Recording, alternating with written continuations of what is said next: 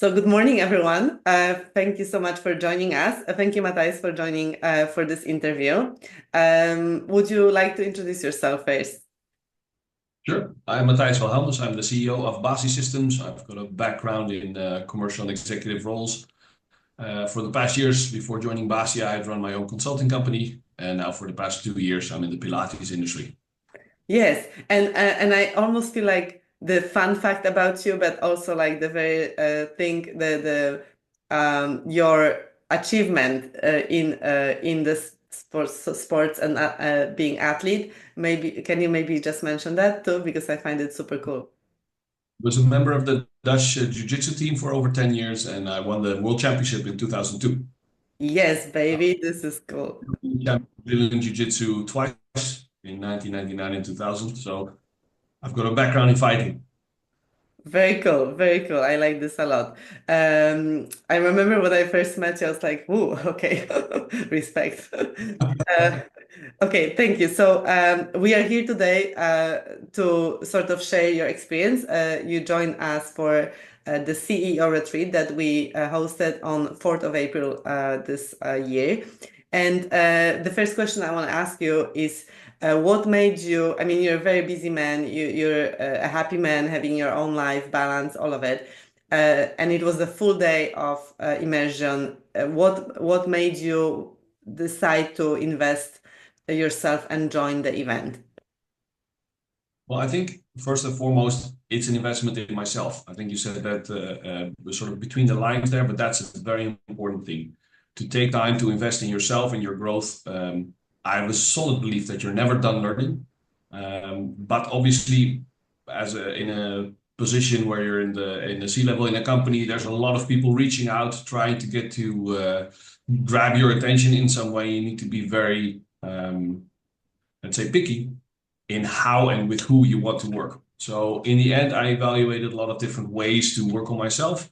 I chose this specific day because it really adheres to a few topics that I think are universally applicable, meaning personal growth. It was really focused on the money mindset. So how can you make the right choices and set your mind in the right direction? Because where energy goes, money flows. I'm not sure if I quoted you correctly, but Where focus, so that's Tony Robbins quote, where focus goes, energy flows. But I would like that too, where energy flows, money flows too. Absolutely. Money is energy. So yeah. it's like a third step in that process. But it's really important to take time, and obviously it's not possible very regularly, but take time every now and then to reset and really sharpen your mind, or as Stephen Covey say, sharpen the saw. With that, you'll be much more efficient and effective. And I chose this course to fill that need. I love it. Thank you so much for your trust. And I do want to add one quote from Jim Rohn, I believe. He used to be like huge in personal growth and actually Tony Robbins' personal mentor that they worked together for many years. He said, and I will paraphrase, um, personal growth is advised daily, just like shower, but like he said it better but something like that, that's like it's like a daily hygiene for the mind, like whether we study, whether we read, just be the stand the guard of your own mind and like make sure that you are the owner of the mind. Actually, this is my one of the values or like principles. I am the owner. I own my mind. I am the owner of my mind, not someone else coming in, right? Yeah. And like messing with it. And it's very easy to get caught up in the everyday, in the everyday rat race, trying to be better, best, whatever in your business. But you really need to take some time every now and then. I think the hygiene factor of making sure that there's a moment like that every day is a very good point. And sometimes you do want to do that deep dive. Yes, absolutely. I love that too. And so great. So you joined and then you were there. It was an amazing event. I mean, I may be biased, but I absolutely loved it. What did you get out of it through all these hours of immersing? Yeah, I think one of the key takeouts for me is sort of a paradigm shift in terms of mindset. So thinking about being more, you could call it analytical or more. let's say, making a plan towards where you want to go and then backtracking to, okay, so if this is where I want to be in 10 years, what does that mean I have to do in 8 years? What does that mean I have to do in 6, in 4, in 2? What can I do today to be where I want to be in 10 years? And those things, you really have to take time to do it. And when you just make it a mental exercise, it's very easily forgotten. And one of my takeaways of the day was to make it more formal and to make very, let's say, a personalized, concrete step plan of how I'm going to do it. Because everybody has a very, everybody loves to dream, let's call it. But in the end, very few people translate those dreams to actions. And I think this was one of those moments that you can actually progress your actions rather than just your dreams.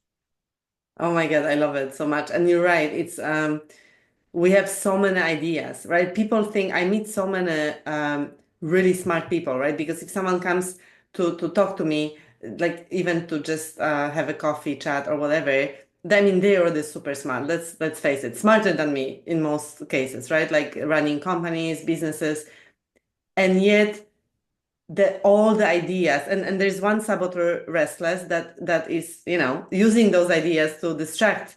It's restlessness. It's like chaos. I just actually today had a already it's early in the morning call with someone that's like always going around and it's a saboteur move, right? We're not really owning our mind when we're in that state. And I remember even like from my corporate life, we used to say from idea to outcome, or like you can say from idea to the result. Because the idea, yes, like a dream or an idea, we say, yeah, like what if we get this thing and we produced it and send it, it will be rich.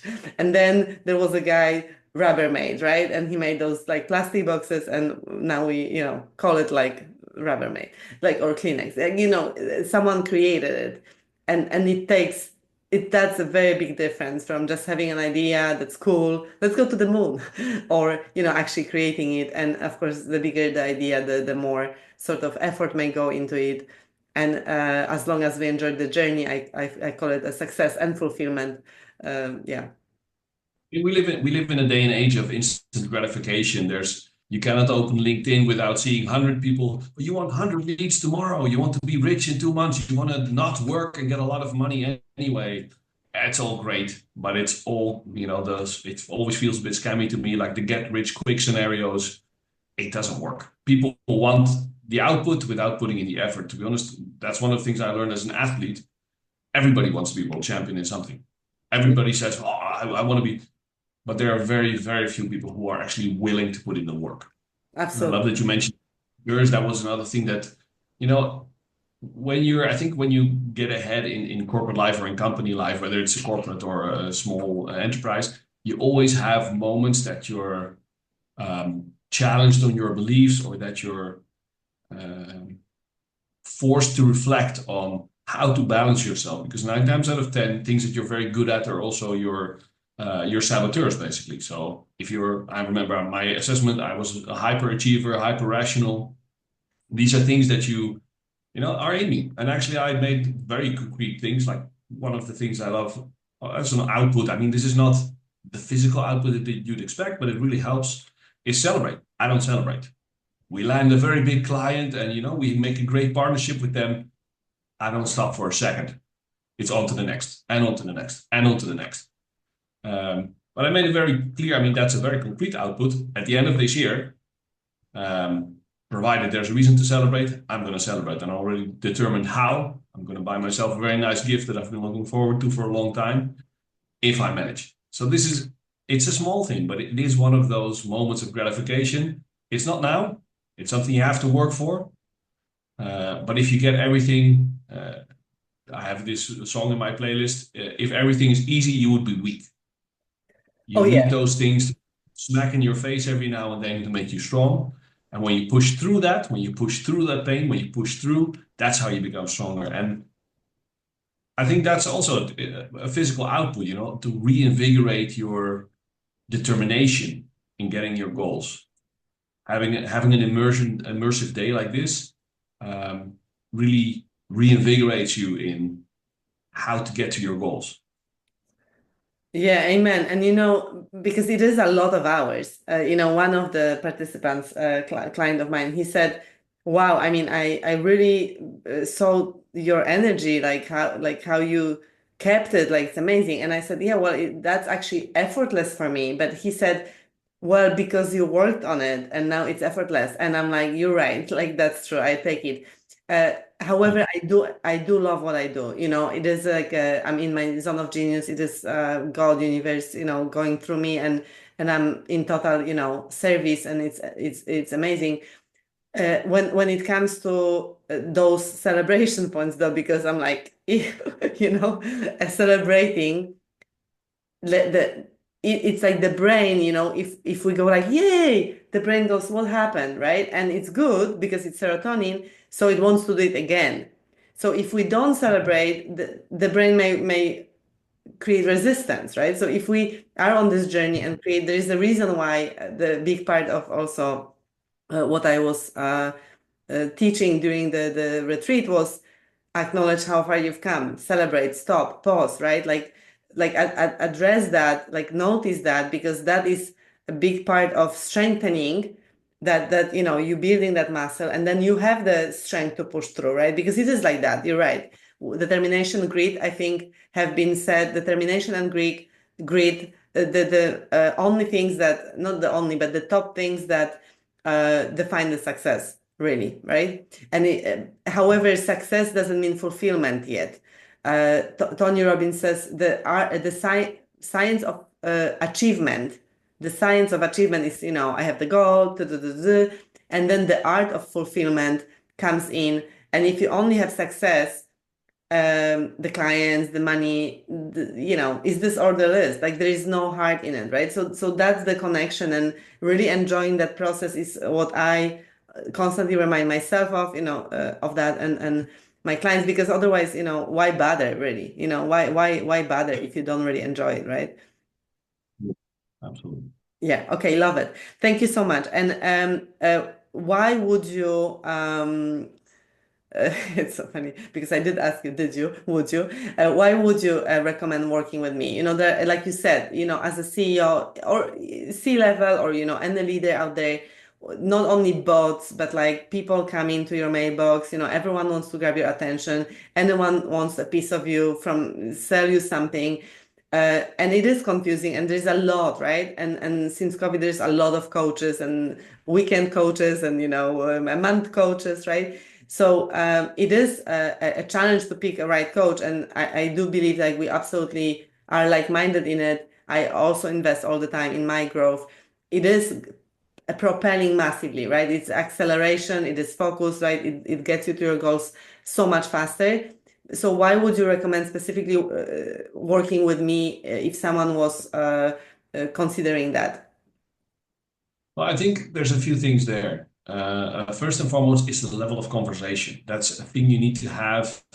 Um, yeah, there is definitely a plethora of coaches out there who might have good corporate experience or who might have done some coaching. How would you say, education, who've been educated coach. But in the end, you need somebody who is knowledgeable about not just the corporate life, but also the coaching part of life, and and I think that's something that you emanate, that you continuously not just invest in, let's say, the commercial part and making sure that you do it, but making sure that your offer and that your knowledge keeps expanding yourself, because you need to stay on top of the ball. And there's so many people. Think of it like you're offering a product. If you develop and launch a product in the 1980s, unless it's a big pen, likely in the 2000s, it's already obsolete. You need to develop, you need to continuously refine, shape, sometimes throw things away, get in new things. And that's something I really see in you, that you keep developing, you invest in yourself. And you're also very vocal that you expect that from people you coach. I think we had a coffee when we met. We share an alma mater. So in that respect, those are important things for me, to see somebody who invests in themselves and to um, actually has the ability to have a conversation at a level and who understands what you're going through as a CEO or as a C-level executive. Next to that, the knowledge to make sure that you it's easy to say yes, and to sit there and ask questions and put a pen in your mouth and say, oh, that's interesting. But it can be a little bit challenging. It can be nice to look for that little bit of friction in conversations every now and then. And I think that's something you bring. And like I said, the goal that you define is very clear. You're very goal oriented in your approach. It's not just generic, let's see, but okay, so what is it then? And you don't let down. I think the combination of those factors is something why I would recommend you to people at a certain level. I wouldn't recommend you to anybody. But if somebody has that ambition, if somebody has that will, that determination, I think that could be a very good match. Yeah, and I honestly amen to that because I mean, I had this journey and I don't know how it is in your business, but we sometimes go like, I can help anyone and everyone, And it's not true. I mean, it is true. I mean, I coach pro bono, I coach unemployed expats. Sometimes if someone tells me, like my mom told me recently, Paulina, I really talked to this girl, she's confused, like 20-year-old, a granddaughter of my mom's best friend. I mean, I spend like hours with her on the phone. Yes, can I help her with my, heart and my connection and everything I can do? I can help her in that one moment and I redirect her. However, my skill set and everything that I bring, I mean, it's not gonna benefit her. It's gonna benefit her from 20% of what I can offer, do you know? So like that's what and it's sometimes hard to niche down and it's not about like, but it's saying also no sometimes to those deals or opportunities that are not making us super excited. And I absolutely, from the moment I met you, felt the connection um, and it is for me too, right? Like me too. I like to have the sparking conversation.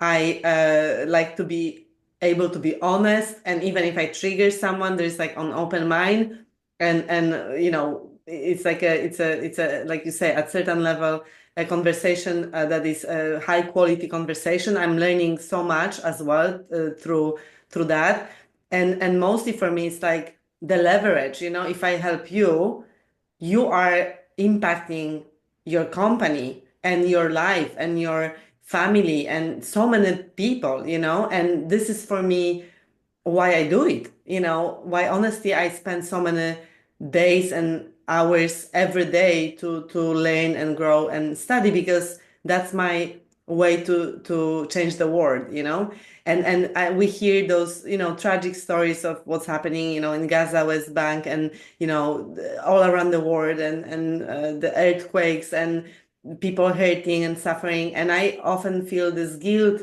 not maybe often, but sometimes I feel the guilt. Oh, I could do more there, or what could I do? And then I go back to myself and say, no, I mean, I am absolutely doing what I can be doing in the world. And I am not equipped to, I don't know, be a fireman now and go and save people, like, so it's also important to like recognize that, when what can we do specifically to make this world into a better place through, like my book says, right? Like wake up, do the work, and then save humanity, but through your own sort of impact, right? Your own sphere. If we all do that, I mean, we're definitely gonna be great, and elevate our consciousness as a human race, I would say. I mean, in the end, small things can amount to big things. One of the things that it's a very stupid thing that the example I'm going to give, but it is something that I feel that anybody can do to simply make the world better. So we have a dog. If I walk the dog, I always pick up trash because I pass 2 or 3 trash cans on my way. So if I see something laying on a field, or whatever, I just pick it up, take it to the trash can. Love it. These are very, very small things to do. And to be honest, does it make an impact? Probably not. Those 3 ice cream wrappers, that's not going to save humanity.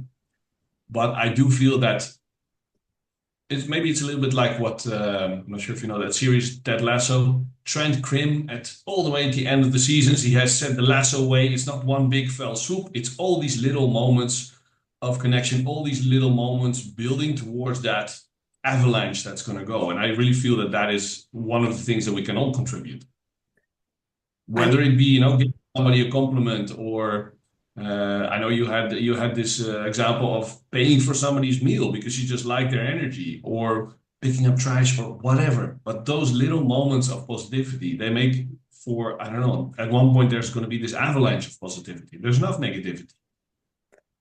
I mean, yes, and Ted Lasso. I mean, I love this show so much. Like, I almost want to watch it again. I'm like, Paulina, like, really, like, what's your time? But I love it so much. It's so cool, and really, like, the characters are. It's brilliant, brilliant. And if I were to think of the butterfly effect, right, or the universe overall, I don't know. Maybe it does create much more impact than you think because energetically, you are having a positive thought and you're making a positive, you're actually taking a positive action and you're doing it. And who knows, like one thing I was learning from one of my mentors about more like the manifesting. If you can manifest €5, the same way you can manifest 5 million euro. It is the same way. It's the same process. The only thing is that we have resistance towards 5 million euro. We have already our thoughts and this belief and all of it. Because I could tell you, hey, Matthijs, let's play. Today you're gonna find 20 euros somewhere and we're gonna be like, and then you're gonna be, and then maybe you find it in the pocket of the pants or maybe laying on the street. And I'm already planting it, right? I'm already priming you. And you might find the 20 euro and text me at the end of the day that, Paulina, I found the 20 euro. But if I said today you're gonna find 5 million, you won't even look for it, right? Your brain wouldn't even go there. So you wouldn't have what we see is, what we believe, what we like can manifest. So with the little trash, again, with the little trash, it is the same as if this was like 5 million or like you pick up 5 million trashes. It just, you don't think you could do that on a human sort of consciousness plane, right? But like I do believe we are part of this super intelligence and somehow, yeah. So keep doing it and inspiring others as well when they see you, right? Absolutely. Absolutely. Absolutely. Thank you so much. Is there anything else you would like to add? No, thank you for a wonderful day. It really helped me progress, and really looking forward to reaping the benefits. Absolutely. Thank you so much. And thank you everyone for listening to us. If you are curious, please reach out and I'm happy to have a chat with you. So yeah, have a great day.